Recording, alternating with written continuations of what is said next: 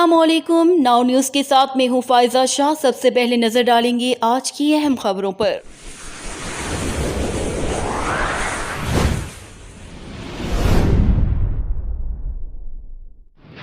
खबर शामिल करते हैं समुद्री से। डिस्ट्रिक्ट रिपोर्टर मोहम्मद आसफ की रिपोर्ट के मुताबिक मोहम्मद इरफान ने प्रेस कॉन्फ्रेंस करते हुए कहा कि मेरे किराएदार ने चंद रोज कबल मेरे खिलाफ मजहबी कार्ड इस्तेमाल करते हुए मुझे ब्लैकमेल करने के लिए सोशल मीडिया पर हकाइक के खिलाफ प्रोपेगेंडा किया गया।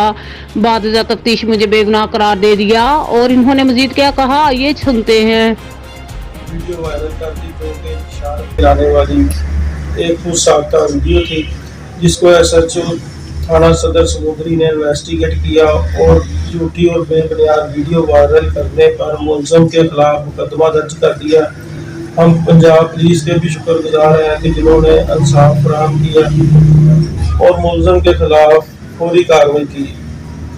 अब हमारी CPO साहब फैसलाबाद और RPO साहब और IG पंजाब से अपील है कि जो भी हमारे खिलाफ झूठा प्रोपेगेंडा और इस वाक़या को मजहबी रंग देने की कोशिश की है, ये जिससे खुदा न खास्ता हमारा कोई भी जानी और माली नुकसान हो सकता था, और जो भी हमारी इज्जत वक़ार की माशरे में तज़लील हुई है उसकी हम पुरज़ोर मज़म्मत करते हैं। बराए मेहरबानी हमें इंसाफ दिया जाए ताकि कोई भी इंसान दोबारा माशरे में कोई भी इंतशार फैलाने वाली वीडियो ना फैलाए।